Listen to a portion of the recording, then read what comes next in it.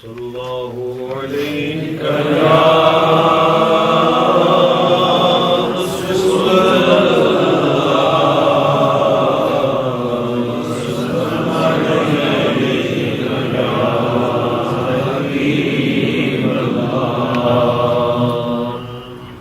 لہریاں میں بٹتی ہے خیرات مدینے کی، لہریاں میں بٹتی ہے خیرات مدینے کی، لہریاں میں بٹتی ہے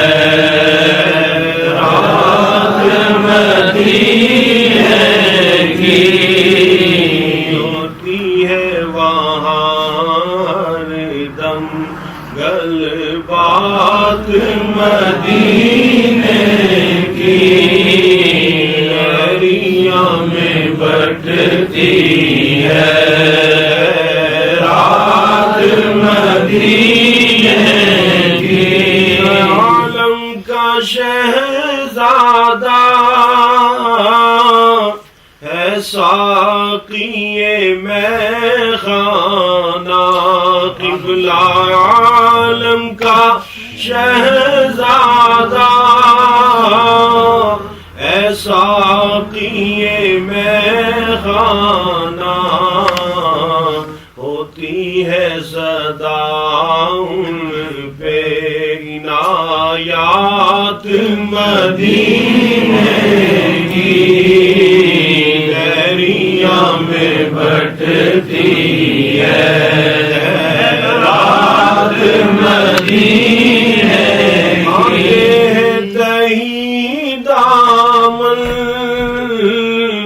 جو جولیاں پھیلائے آتے ہیں، تہی دامن جو جولیاں پھیلائے، لے جاتے ہیں بر بر کے برکات مدینے کی، لہریاں میں بٹتی ہے رات مدینے کی، نگاہی ہے جس پہ وہ نگاہ ڈالے، کیا سیف نگاہی ہے جس پہ یہ نگاہ ڈالے، بس جاتی ہے اس دل میں ایک ذات مدینے کی، لہریاں میں بٹتی ہے رات مدینے کی، گوارا ہے کیا خوب نظارہ ہے، غزنوی کا دوارا ہے کیا خوب نظارہ ہے، رحمت کا فوارہ ہے برسات مدینے کی، لہریاں میں بٹتی ہے رات مدینے کی، معیت میں جو سالک نے گزاری تھی، مرشد کی معیت میں جو سالک نے گزاری تھی، دن ہی ہوتا تھا ہر رات مدینے کی، لہریاں میں بٹتی ہے رات مدینے کی، لہریاں میں بٹتی ہے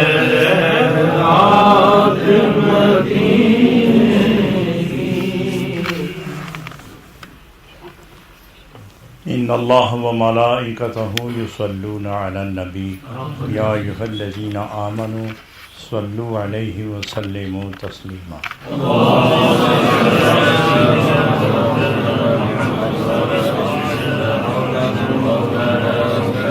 الصلاۃ والسلام علیک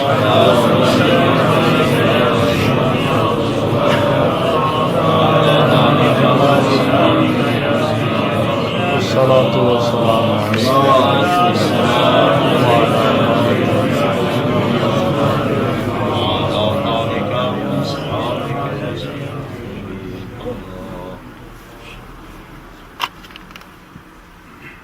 معزز حاضرین،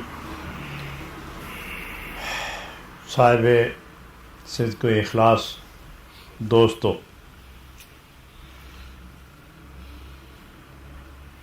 سچے اور پاک محبوب کی سچی محبت کے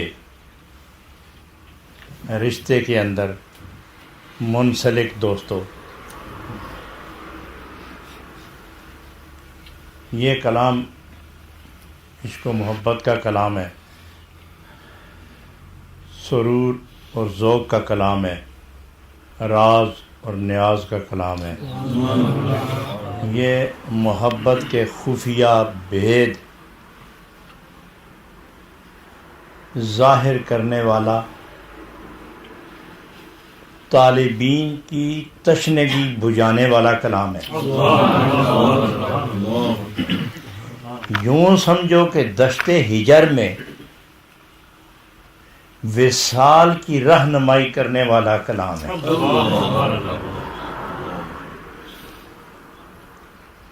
بلفظ دیگر دشت طلب میں رہنمائے وصال ہے۔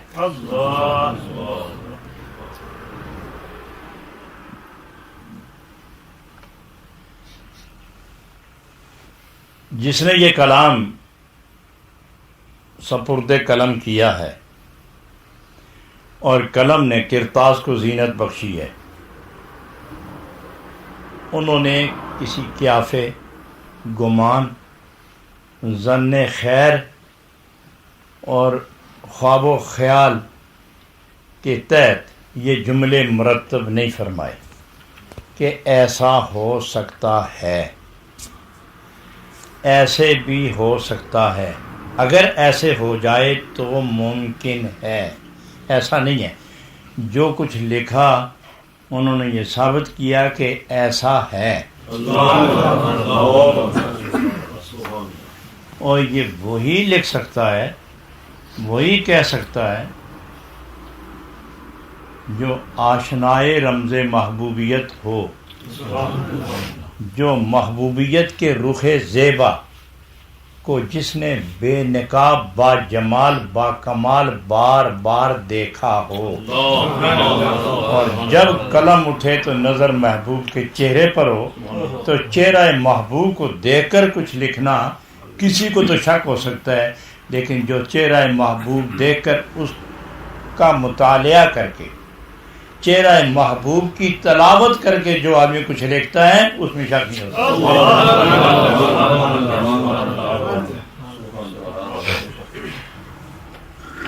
تو گویا جناب رومی رحمۃ اللہ علیہ اپنے شیخ کامل کی توجہات سے فیض یاب ہونے کے بعد آپ نے جو کچھ لکھا ہے وہ حقیقتوں پر سے پردے ہٹانے کی ایک مضبوط کوشش ہے، اپنے لیے نہیں، اپنے لیے نہیں، خود کو ذکر یار سے تسکین تو دے رہے تھے، مگر محبتوں کا جام آنے والوں کے لیے بھرتے بھرتے چلے گئے۔ وہ سبو جام و سبو کو ترتیب دے کر آپ نے رخت سفر باندھا کہ جو بھی اس راستے آئے تو سالکین راہ محبت کو جب پیاس لگے گی تو عشق حق کا ایک گھونٹ جب پی لیں گے تو منزل تک مستیاں اسے اٹھائے ہوئے لیتی جائیں گی۔ یہاں آ کر آپ نے فقر کو پیش نظر رکھا، اور کل کے درس میں بھی آپ نے فقر ہی کو اپنی سماعت میں رکھا ہے، اور اس کا ایک حصہ جو باقی رہ گیا تھا وہ آج اس مختصر محفل میں زیر بحث آ رہا ہے۔ تو آپ نے غور فرمایا نا کہ جناب اس فقیر مرد کامل نے اپنی رفیقہ حیات کو کہا تھا کہ ساری عزتیں فقر کے اندر ہیں، ساری عزتیں اسی فقر کے اندر ہیں۔ اور آج تک کسی نے نہیں سنا ہوگا کہ کوئی روایت،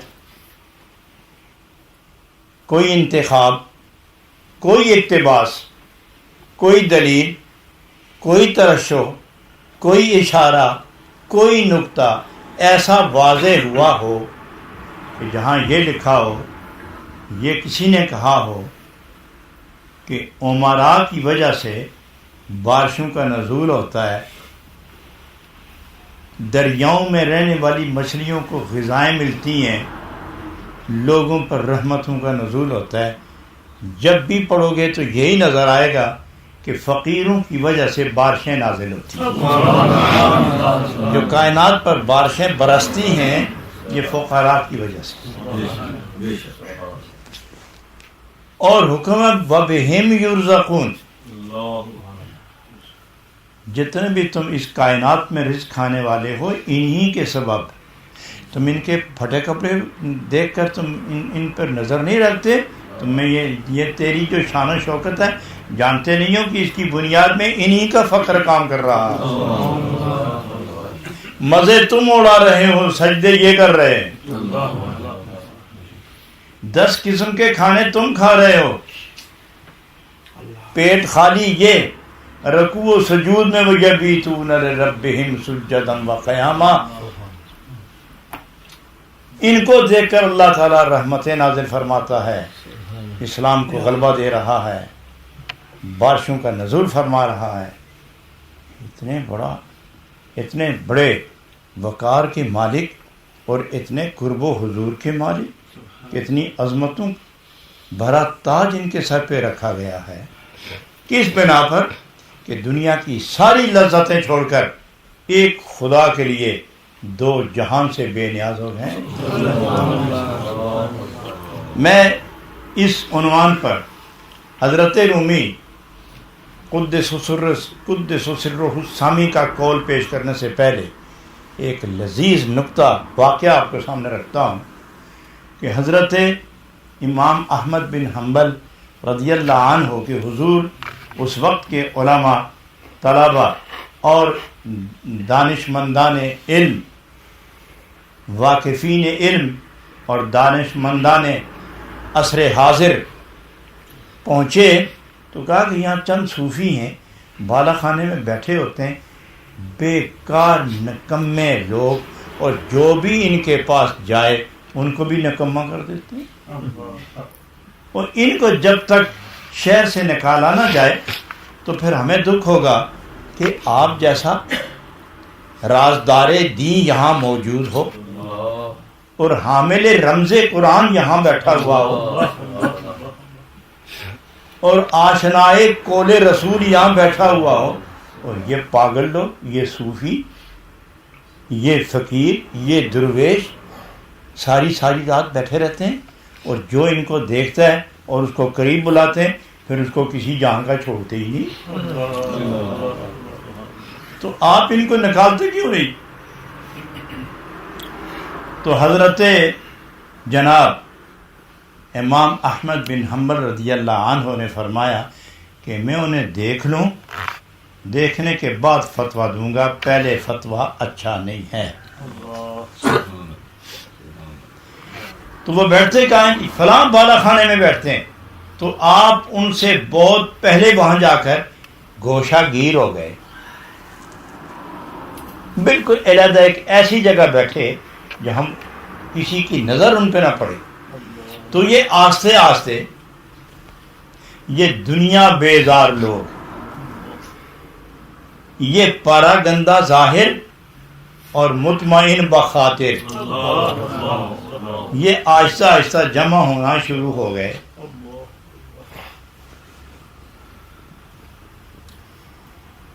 تو جب میر محفل براجمان ہوئے، جلوہ فرما ہوئے، تو راز و نیاز کی باتیں اشاروں میں ہونے لگی۔ ایک جملہ کوئی کہتا، اس سے سینکڑوں نکتے نکل آتے، اور ہر درویش، ہر صوفی، ہر فقیر جو بھی عبارت کہتا وہ نشے سے بری ہوئی، عشق رسول میں ڈوبی ہوئی، توحید کے رازوں سے مالا مال، اور انسانیت کو اعلیٰ عروج کا رہنمائی کا فریضہ ادا کرنے والا وہ جملہ۔ ایک ایک جملہ جب امام احمد بن حنبل سنتے گئے تو آپ پر گریہ طاری ہوا۔ یہ بولتے چلے گئے، باقی سنتے رہے، امام احمد بن حنبل روتے رہے۔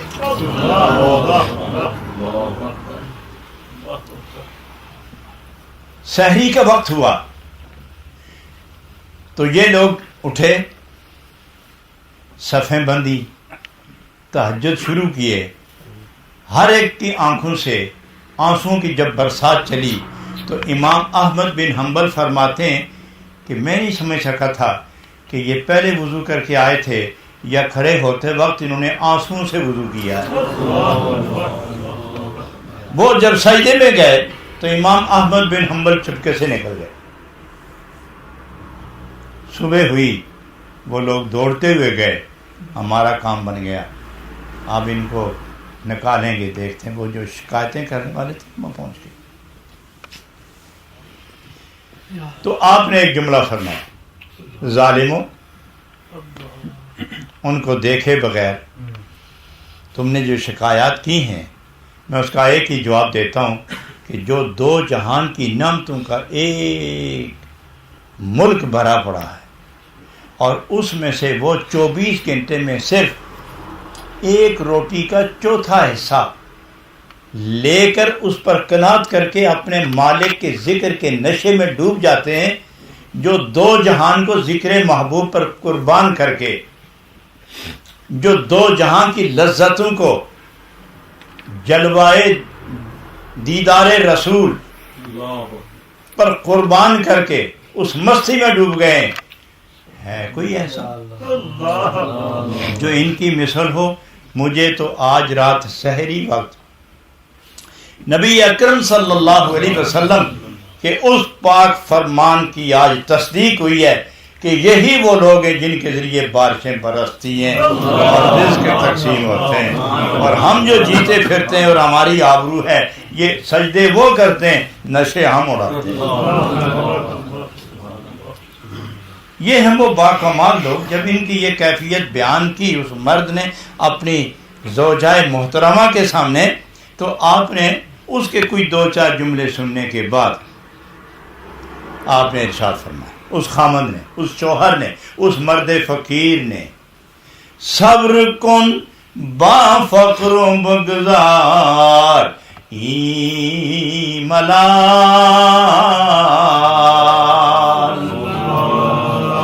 صبر کن با فقر و بگزار ای ملال،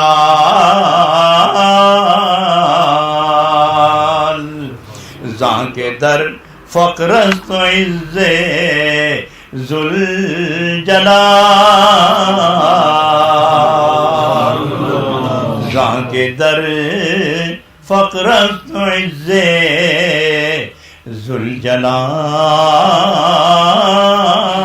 ذوالجلال۔ اے میری رفیقہ حیات، اے میرے ساتھی،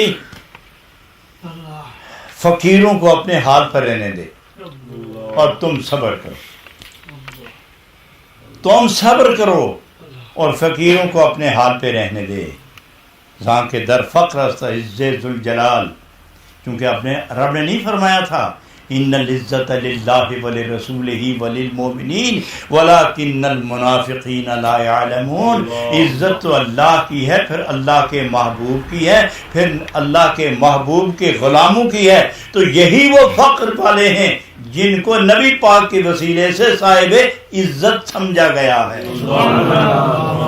زاں کے در فقرت عز ذوالجلال، انہی کے ساتھ عزت ہے. جو جلال و جمال کا خالق و مالک ہے، جو دو جہاں کی ہر شے کی تخلیق کی قدرت ظاہر فرمانے کے بعد اس کی ملکیت کا جھنڈا جس کا لہرا رہا ہے، وہ ان کو اپنا قرب دے کر وہ عزت دے رہا ہے کہ جس عزت کو فانی نہیں ہے.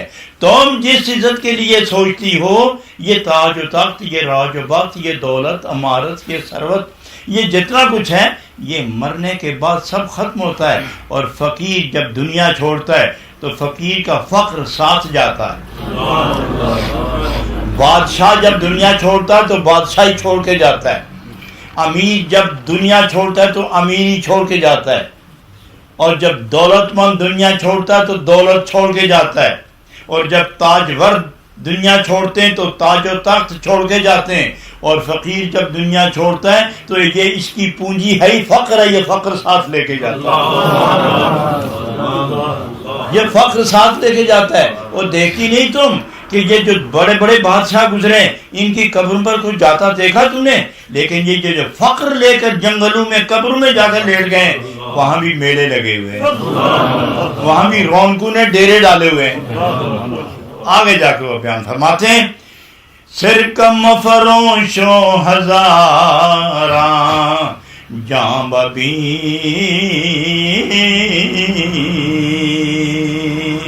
از قناعت غرق بحرے انگبی،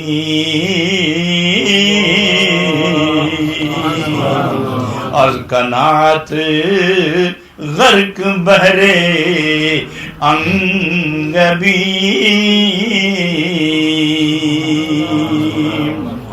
یہ غلط زبان نہ کھول، بری باتیں نہ کر، یہ سخت باتیں نہ کرو. یہ غلظت اور خلاف عظمت باتیں مت کرو. یہ جو کچھ تم دیکھ رہی ہو نا کہ یہ جو درویشوں کی ہزاروں جانیں ہیں، تم ان کو بظاہر یوں پراگندہ دیکھتی ہو، پھٹے کپڑے اور میل کچال میں ڈوبے ہوئے دیکھتی ہو. تم از قناعت غر کے بحر انگبی، خدا کے دیدار کے شہد میں یہ دن میں 100 دفعہ غوطے لگانے والے لوگ ہیں. از قناعت غر کے بحر انگبی، ان کو جو قناعت ملی ہے اس قناعت کی وجہ سے دریائے شہد میں، یہ کون سا شہد ہے؟ دریائے شہد. شہد چونکہ میٹھا ہوتا ہے. ویسے یہ نہ سمجھنا کہ جس طرح شہد کا دریا چلتا ہے تو اس میں جو بھی ایک دفعہ کچھ غسل وغیرہ کرے، کپڑے شپڑے دھو تو وہ وہیں کا رہ جاتا ہے، کیونکہ شاید اپنی حالت نہیں بدلتا. نرمی ضرور آئے گی مگر وہ کیفیت اس کی جو ہے نا وہ بازوق نہیں رہنے دیتی بندے کو. تو یہاں فرماتے ہیں کہ رب کے دیدار کی مٹھاس ایسی ہے جیسے جنت کا شہد. رب کے دیدار کی لذت ایسی ہے جیسے شہد. اب میں آپ سے پوچھتا ہوں کہ شہد کتنا میٹھا ہوتا ہے؟ آپ کیا بتائیں گے؟ چکھیں گے آپ؟ جب چکھو گے چمچ کے ساتھ انگلی لگا کے تو پھر میں پوچھوں آپ سے کہ بتاؤ شہد کیسا میٹھا ہوتا ہے، تو آپ مجھے یہی کہیں گے جی میٹھا مگر کمال میٹھا ہے. ارے کیسا میٹھا ہے وہ نہیں بتا سکے گا. بخدا ای میں نہ شناسی تا نہ چشی، جب تک چکھو گے نہیں بتا نہیں سکو گے. اور جس نے چکھ لیا اس نے بتانے کا سلسلہ ہی ٹوٹ گیا. جو چکھتا گیا بس ختم ہوتی چلی گئی. کہاں را کے خبر شد خبرش باز نہ آمد، جس کی آنکھیں کھلی جلوائے دیدار دیکھا وہ بولنے کے قابل نہیں رہا. اور دوسرے کو یہ کہتا ہے سننا چاہتے ہو دیکھنا چاہتے ہو کھولو آنکھ دیکھو میرے محبوب کو. جس نے دیکھا کل لسانو تفصیل کے لیے حروف نہیں رہے, زبان کو قوت نہیں ملی کہ جلوائے محبوب کی کیفیت بیان کرتا چلا. تو اس لیے وہ فرماتے ہیں سرکہ مفروش و ہزاراں جاں ببی از قناعت غرق بہرے انگبی.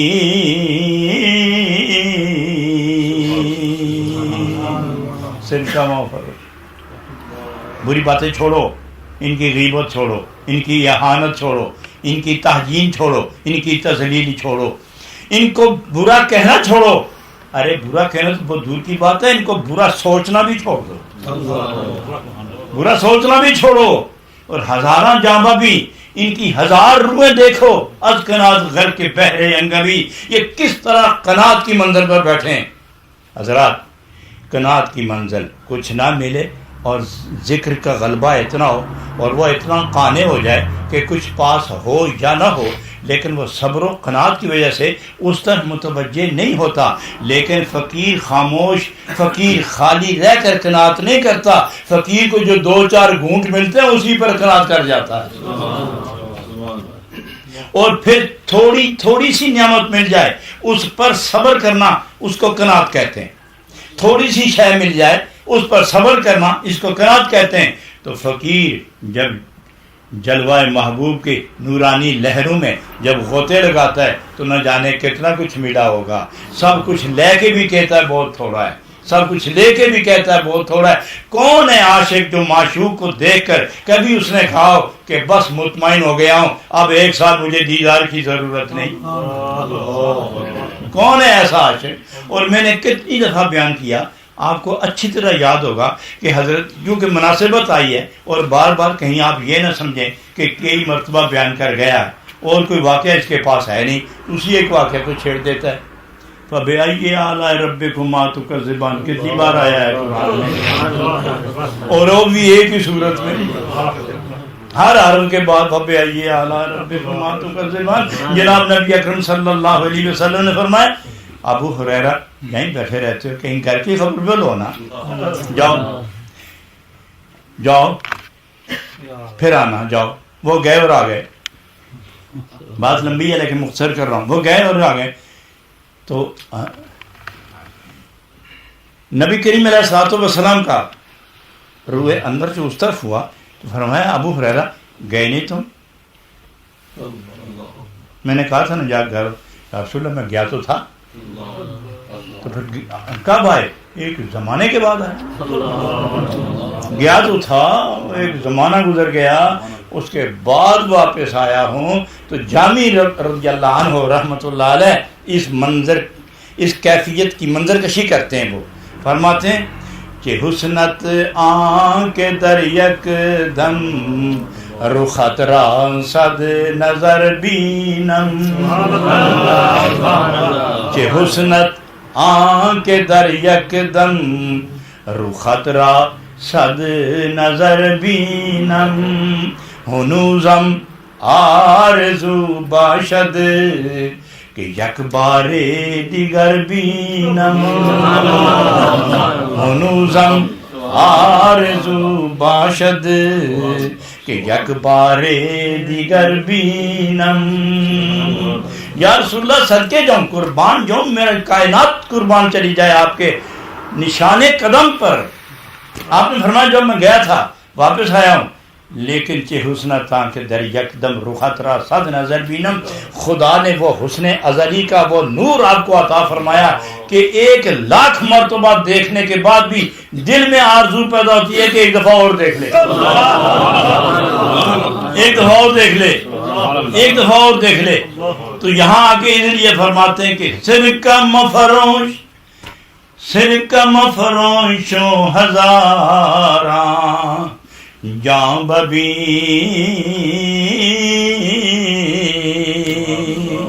تم ان کو تہمت لگا رہی ہو، ان کو برا بھلا کہہ رہی ہو، ذرا ان کی روح کی طرف تو توجہ کر، یہ ہزار جانوں ان کو دیکھو، از کنات غرق بہرے انگبی،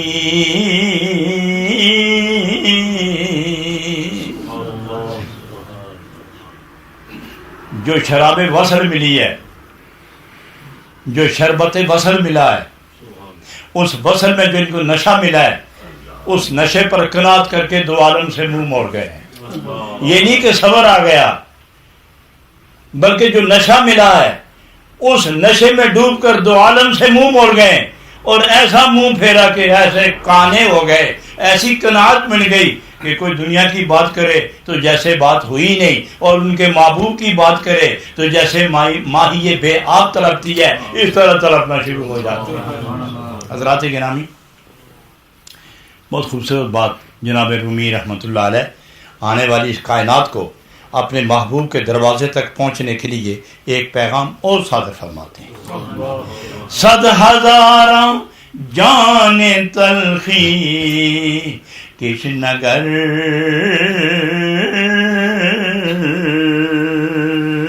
ہم چو گل، اللہ غنی، ہم چو گل آغشتہ اندر گل شکر،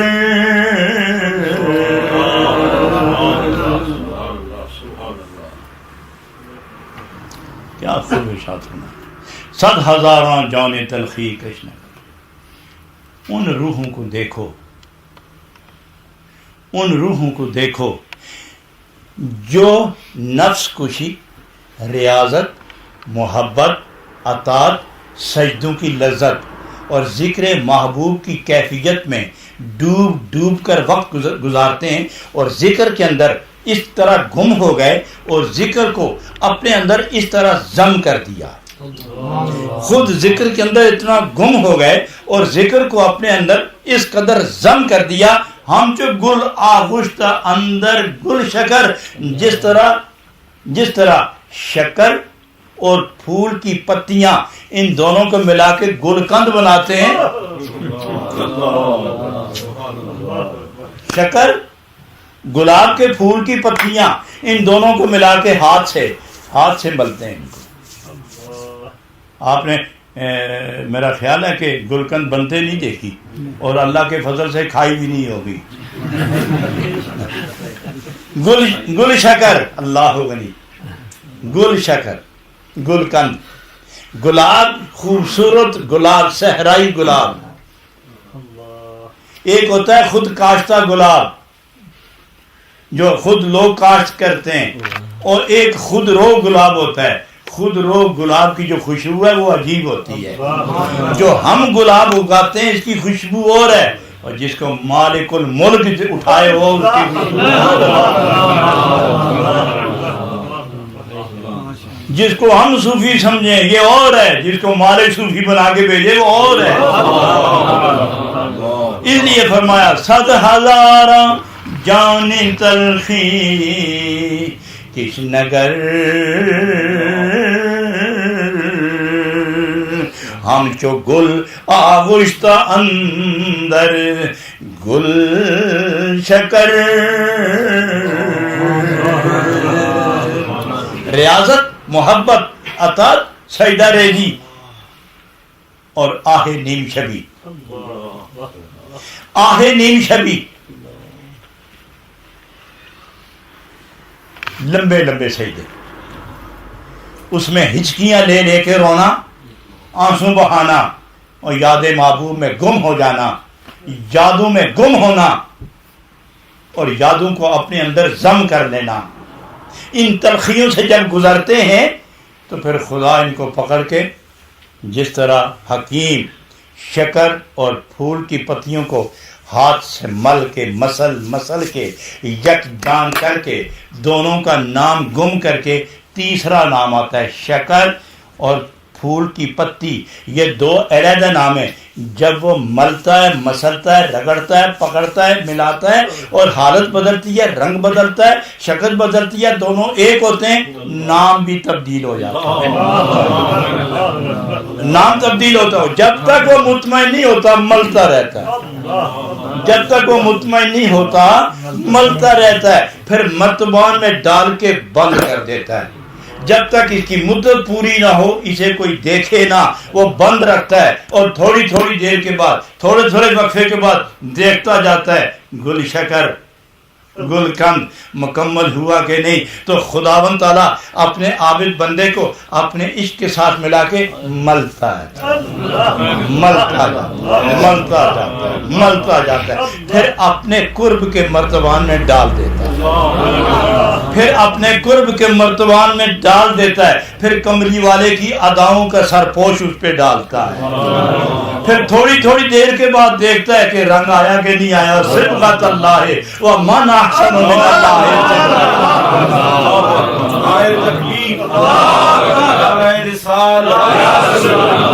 پھر تھوڑی تھوڑی دیر کے بعد دیکھتا ہے رب العالمین اپنے اس پیارے کو دیکھتا ہے کہ اس پر رنگ آیا کہ نہیں آیا، اور جب اس پر اپنا رنگ دیکھتا ہے تو پھر پردے ہٹا دیتا ہے، پردے ہٹا دیتا ہے. اور یاد ہے آپ کو کہ گل قند گل شکر جو کھائے یہ پرانی کہنا قبض ختم ہو جاتی ہے، پیٹ کی بیماریاں چلی جاتی ہیں، انتڑیاں صاف ہوتی ہیں، معدہ صاف ہوتا ہے، گلا درست ہوتا ہے، معدے میں قوت پیدا ہوتی ہے، انتڑیاں صاف ہوتی ہیں، پیٹ صاف ہوتا ہے، گردے ٹھیک ہوتے ہیں. یہ گل قند گل شکر یہ نظام ہضم کو درست کرتی ہے.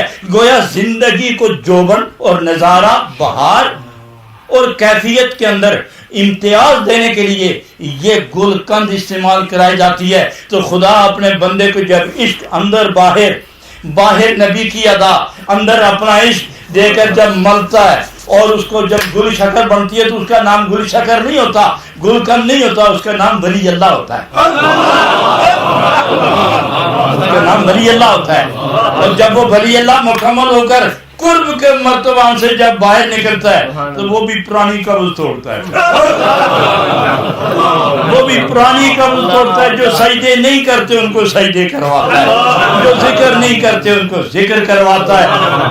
جن کو عشق میں آنسو بہانے کا موقع نہیں ملتا، پچھلی رات ان کو سونے کی، ان کو رونے کی ادائیں بتاتا ہے، وہ سجدوں کی لذت پہ لاتا ہے. وہ محبوب کے دروازے پہ کھڑے کر کے سبحان ربی الاعلیٰ کا جب ترانہ جب شروع کرواتا ہے، گیت جب اسے گوایا جاتا ہے سبحان ربی العظیم، تو ولی اللہ کے اس عمل کو دیکھنے کے بعد اللہ آنکھ سے پردہ ہٹانے کے بعد ارشاد فرماتا ہے عمل تیرا قبول ہوا اور تم دونوں سنو لبیک لبیک لبیک لبیک، حاضر ہوں میں حاضر. اس لیے فرمایا 100,000 جان تلخی کش نگر ہم چو گل آغشتہ اندر، خوب ملنے کو آغشتہ کہتے ہیں. ہم چو گل آغشتہ اندر گل شکر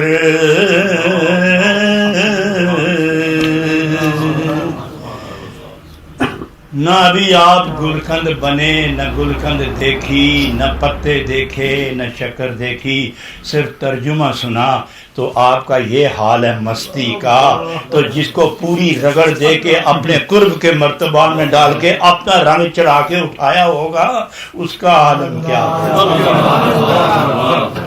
وہی فقیر ہیں، وہی ولی اللہ ہیں، وہی فقیر ہیں، انہی کی وجہ سے رزق تقسیم ہوتا ہے، بارشیں نازل ہوتی ہیں اور اسلام کو کفر پر غلبہ نصیب ہوتا ہے. اللہ غنی اللہ غنی. آگے ایک بہت خوبصورت آپ کا جملہ، یہ جملہ ہے، اس میں بڑی لذتیں اور بڑے اسرار ہیں اور اس کی تمثیلات اتنی گہری ہیں کہ اگر میں شروع کروں تو اس کو نصف میں چھوڑنا یہ میرے بس میں نہیں ہوگا، اور اس کے لیے کم از کم 20 منٹ چاہیے ایک شعر کی تفصیل. میں مناسب سمجھتا ہوں کہ اس کو کل پر چھوڑا جائے. اس کو کل پر، آج میں صرف اس کا ترجمہ پڑھنے لگا ہوں، ترجمہ کرنے لگا ہوں، اور اندازہ لگانا کہ یہ کتنا مشکل ہے. ای سخن شیر است در پیستان جان، ای سخن شیر است در پیستان جان. چھوٹے بچے کو جب بھی غذا کی ضرورت ہوتی ہے تو اس کو ماں کے پستان کے ساتھ منہ لگانا پڑتا ہے.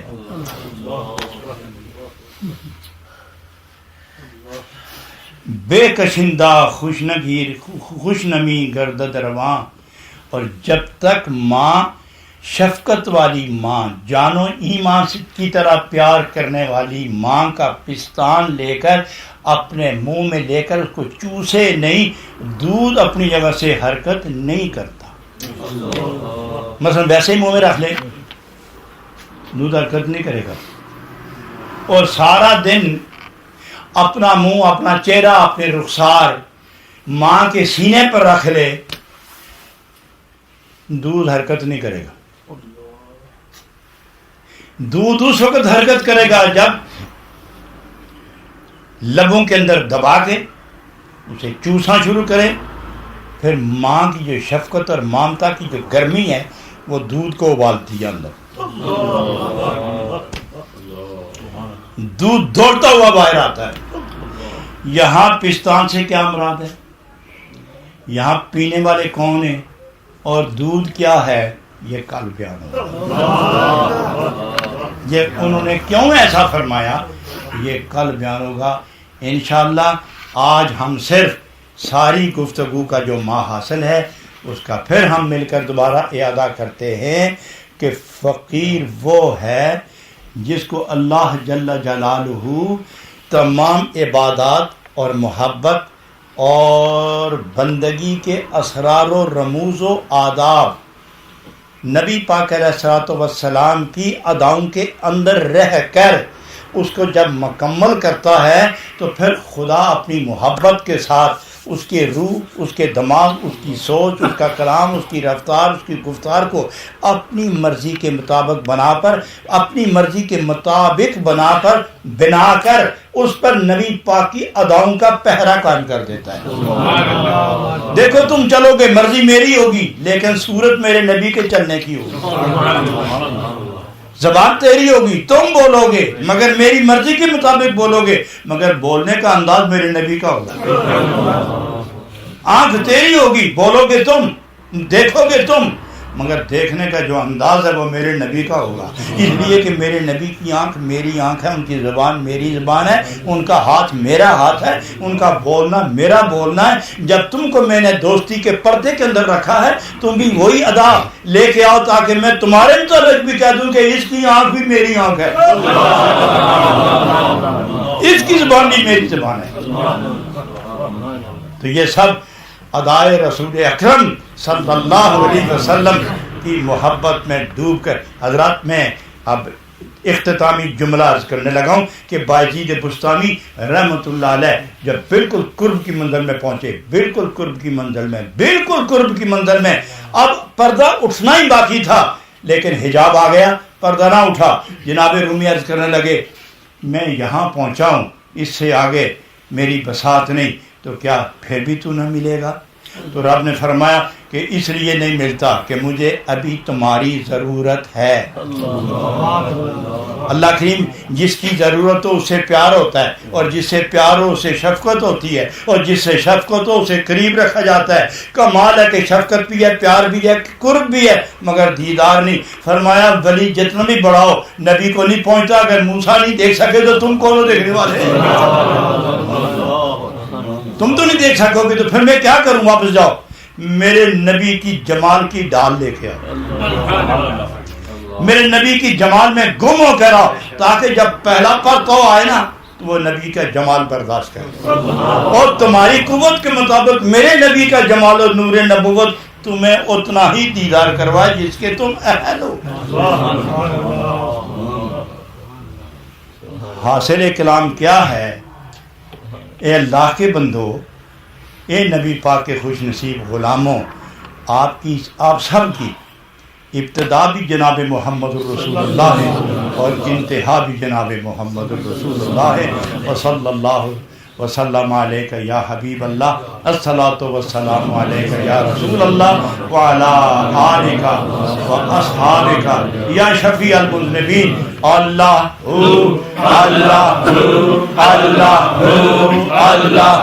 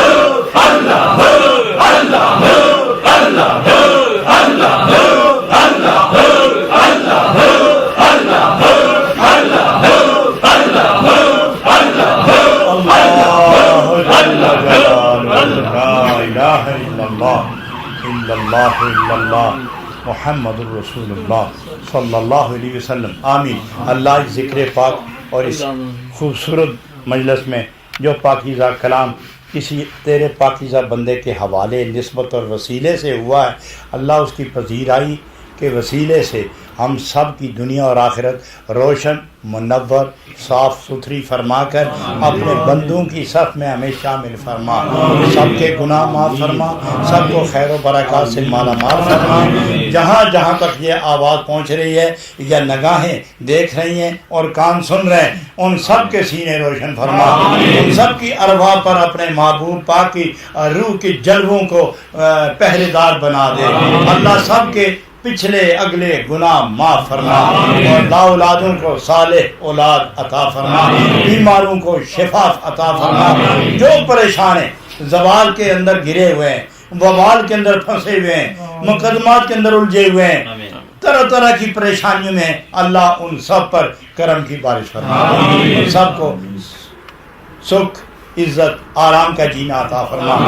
فوض امری اللہ ان اللہ بصیر بالعباد برحمتک یا ارحم الراحمین.